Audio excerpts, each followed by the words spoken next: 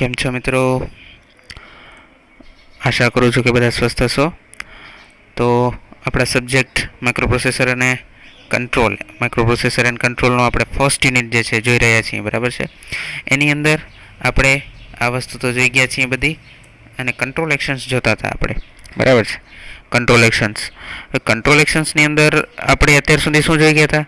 પ્રપોઝનલ control, derivative control અને integral control. આ ત્રણ કંટ્રોલ જોઈ ગયા હતા. અને એની ખાસ જે કેરેક્ટરિસ્ટિક છે, બરાબર, કેરેક્ટરિસ્ટિક એ આપણે જોઈ હતી, જે ખરેખર મહત્ત્વની છે. આપણે એક વખત રિવાઇઝ કરી લઈશું, બરાબર છે. આપણે એક વખત રિવાઇઝ કરી લઈએ છીએ કે કેરેક્ટરિસ્ટિક જે છે દરેક કેવી છે, એ પ્રમાણે પછી આપણે આગળ વધીએ.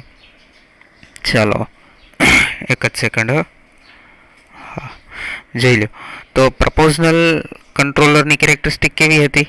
તો કે આપણે કેરેક્ટરિસ્ટિક હંમેશા કેના વર્સિસ કેના લેતા હતા? તો કે આઉટપુટ વર્સેસ આપણે ટાઈમની કેરેક્ટરિસ્ટિક લઈએ છીએ, બરાબર છે. Output versus time ટીની.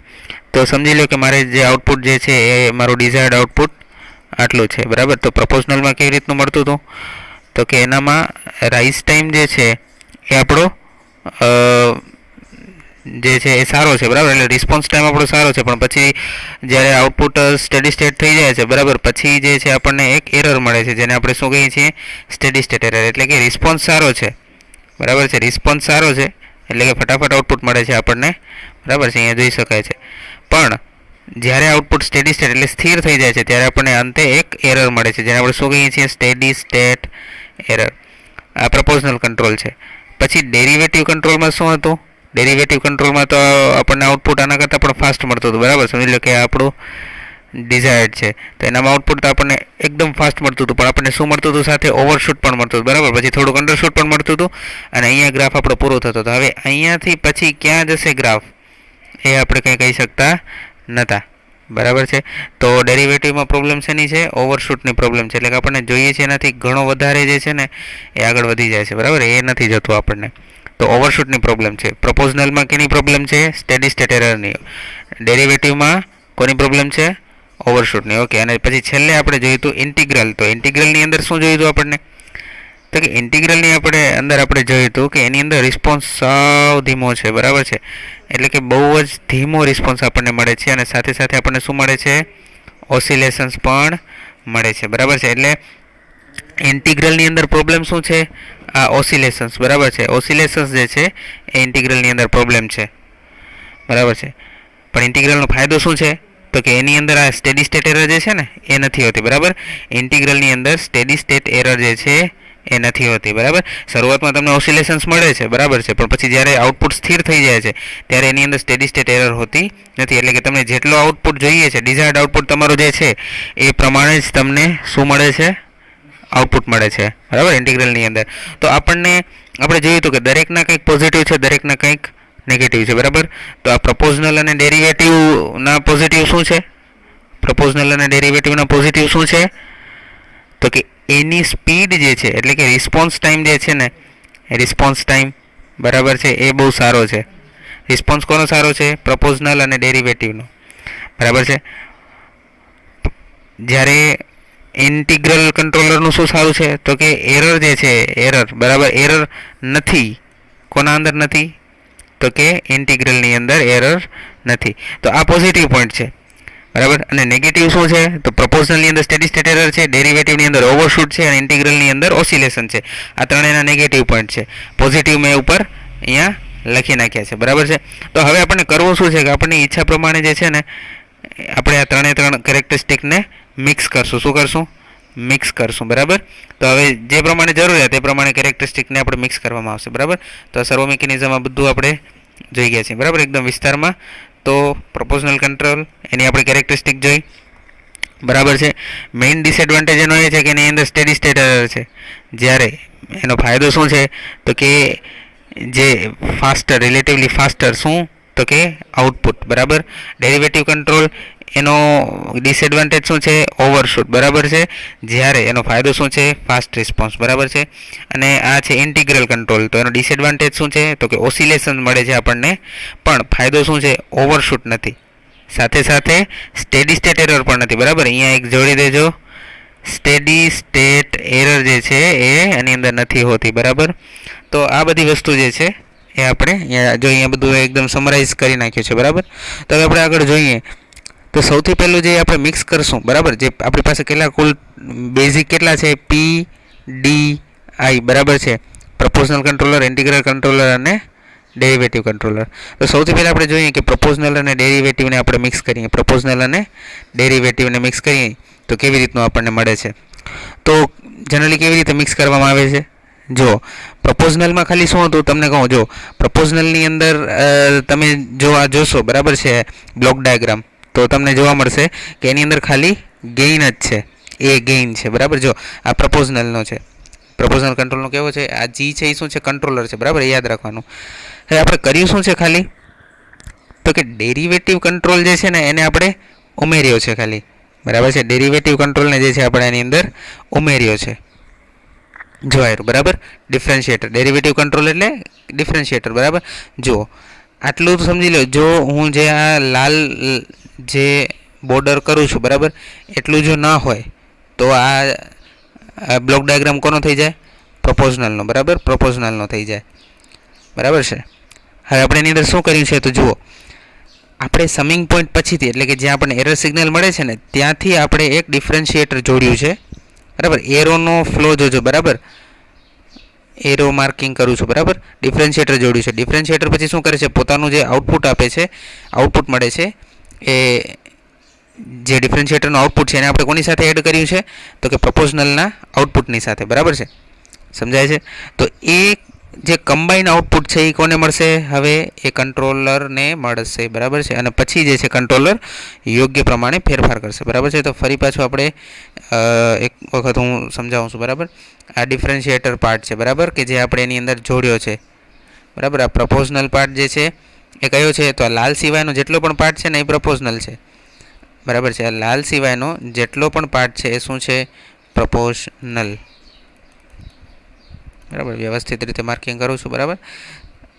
આ બરાબર છે, આ જે લાલ બોર્ડરની અંદર મેં જે માર્ક કર્યો છે, બરાબર, એ છે ડિફરન્શિએટર, બરાબર છે, એટલે કે ડેરિવેટિવ કંટ્રોલ છે, જ્યારે બાકીનો શું છે, પ્રપોઝનલ છે. હવે જુઓ, રેફરન્સ સિગ્નલ અહીંયાથી આવે છે, બરાબર છે, પછી અહીંયા ફીડબેક આવે છે, એટલે અહીંયા રેફરન્સ સિગ્નલ અને ફીડબેકનું કમ્પેરિઝન થશે એટલે એરર સિગ્નલ નીકળશે, બરાબર.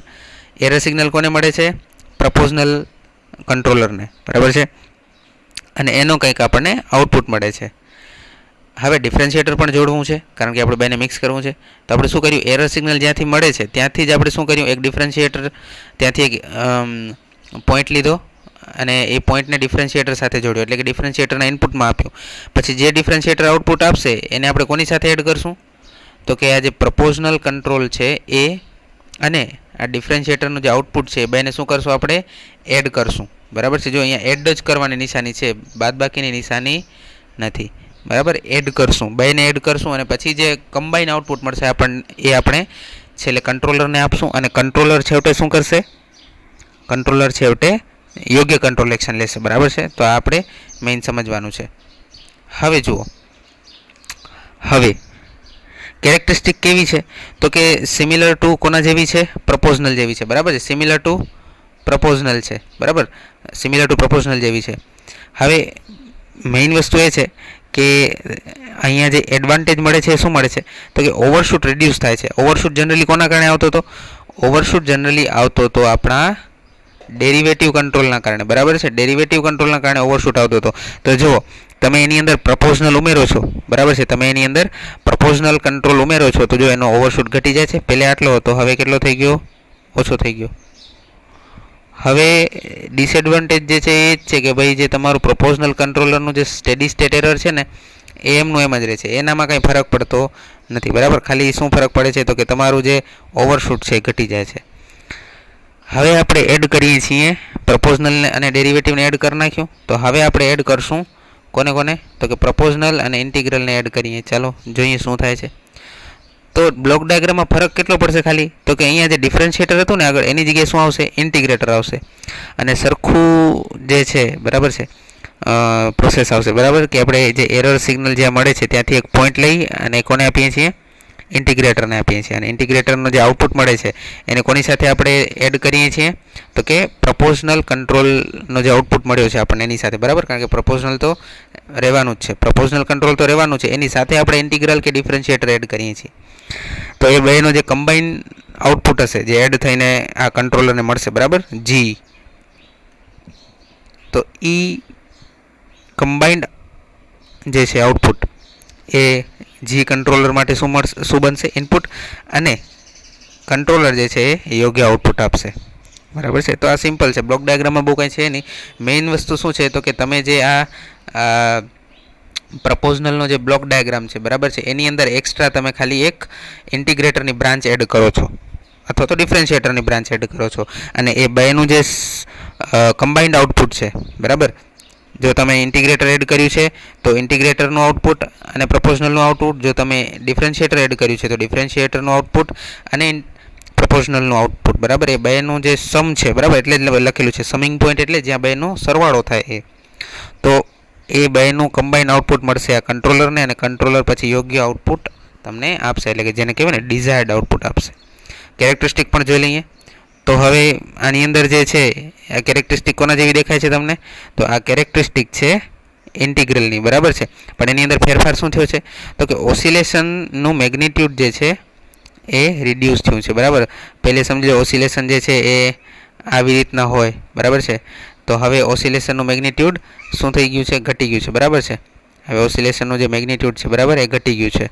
તો આ ફાયદો થાય છે, બરાબર છે. રિસ્પોન્સ ટાઈમ પણ શું કહે છે તો કે ઘટશે, બરાબર છે. રિસ્પોન્સ ટાઈમ પણ ઘટશે, કારણ કે તમે સમજી લો ને, જો ફરક શું પડે છે, જો આ જનરલી કેવી રીતનું છે કે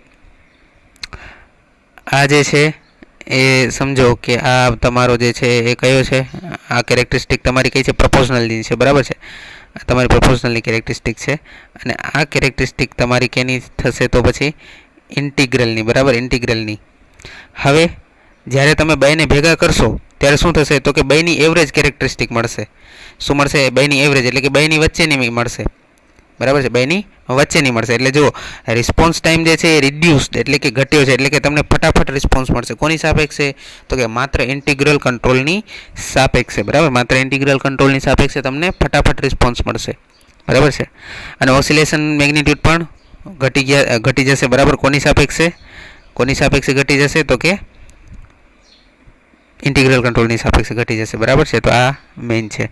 સ્ટેબિલિટી જે છે એ ઘટે છે, એનો ડિસએડવાન્ટેજ છે, બરાબર છે. હવે આગળ જે જઈએ તો હવે અહીંયા તો આપણને બધું ભેગું કરી નાખવાનું છે. પ્રપોઝનલ પણ ભેગું કરી નાખવાનું છે, ઇન્ટિગ્રેટર પણ ભેગું કરવાનું છે અને ડિફરન્શિએટર પણ ભેગું કરવાનું છે. ત્રણે ભેગું કરવાનું છે. એટલે જુઓ, મેઇન વસ્તુ એ જ છે કે જે એરર સિગ્નલ જ્યાંથી મળે છે ત્યાંથી આપણે એક પોઈન્ટ લઈને એને ડિફરન્શિએટરને આપ્યો અને બીજો પોઈન્ટ લઈને આપણે એને ઇન્ટિગ્રેટરને આપ્યો. અને આ ત્રણના આઉટપુટ, બરાબર, પ્રપોઝનલ કંટ્રોલ, ડિફરન્શિએટરનું અને ઇન્ટિગ્રેટરનું, આ ત્રણનું આઉટપુટ જે છે એ આપણે છેવટે કોને આપીએ છીએ, આપણે કંટ્રોલરને આપીએ છીએ અને કંટ્રોલર આપણને એ પ્રમાણે યોગ્ય આઉટપુટ આપે છે. હવે આમાં જો ત્રણેય ભેગું કર્યું છે એટલે એડવાન્ટેજ છે આપણી પાસે. શું છે તો કે ઓસિલેશન ઘટી ગયું છે અને ઓફસેટ જે છે એ રિડ્યુસ થયું છે, બરાબર. એટલે શું કહે છે તો કે જો પહેલે શું થાય હતું તો કે ઓસિલેશન જે છે જો આવી રીતના વધારે તો ઓસિલેશન શું થયું છે, રિડ્યુસ થયું છે.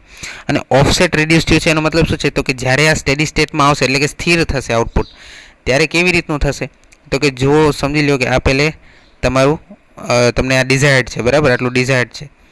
તો સૌથી પહેલે જો ખાલી ઇન્ટિગ્રેટર હોત તો આવી રીતનું થાત. જો સમજો કે ભાઈ જ્યારે સ્થિર થાત ને ત્યારે આવી રીતનું તમને આઉટપુટ મળત, બરાબર. પણ હવે શું થાય છે જ્યારે તમે ત્રણ કમ્બાઈન કર્યું છે તો કે પહેલી વાત ઓસિલેશન ઘટ્યા છે, એટલે કે ઓસિલેશનનું જે મૂલ્ય છે એ ઘટ્યું હશે અને ઓસિલેશનની સાયકલ પણ ઘટી હશે. અને હવે શું થાય છે તો કે ઓફસેટ રિડ્યુસ્ડ, એટલે પહેલે જે મળતું હતું તમને, બરાબર છે, પહેલે જે તમને ઓફસેટ, આને ઓફસેટ જ કહેવાય, આ જે સ્ટેડી સ્ટેટ એરરને ઓફસેટ જ કહેવાય, બરાબર. તો પહેલે જે તમને મળતું હતું એનાથી હવે તમને કેવું મળે છે, એનાથી તમને ઓછું મળે છે, બરાબર. એટલે એ આપણા માટે ફાયદો જ કહેવાય, આપણા માટે શું કહેવાય, એ ફાયદો જ કહેવાય, બરાબર છે. તો આ વસ્તુ છે. તો આ જે છે એના શું છે ફાયદાઓ છે, બરાબર, કે ઓસિલેશન ઘટી જાય છે અને ઓફસેટ રિડ્યુસ થાય છે, બરાબર. તો આ ત્રણ કંટ્રોલરને આપણે ભેગા કરીએ તો આપણને આવી રીતનું કંઈક મળે છે. બરાબર, આવી રીતનું કંઈક આપણને આઉટપુટ મળે છે. બરાબર, ત્રણ કંટ્રોલરને ભેગા કરીએ છીએ તો આ જે છે એ આજનું આપણું લેક્ચર છે. બરાબર છે. હવે કંટ્રોલ કોમ્પોનન્ટ્સ જે છે, બરાબર છે, એ આપણે આવતા લેક્ચરમાં જોશું કે આ સેન્સર, એમ્પ્લીફાયર, એક્ચ્યુએટર આ બધા શું છે. બરાબર છે. તો અત્યાર સુધી આપણે અહીંયા સુધી લેક્ચર રાખીએ છીએ. બરાબર છે.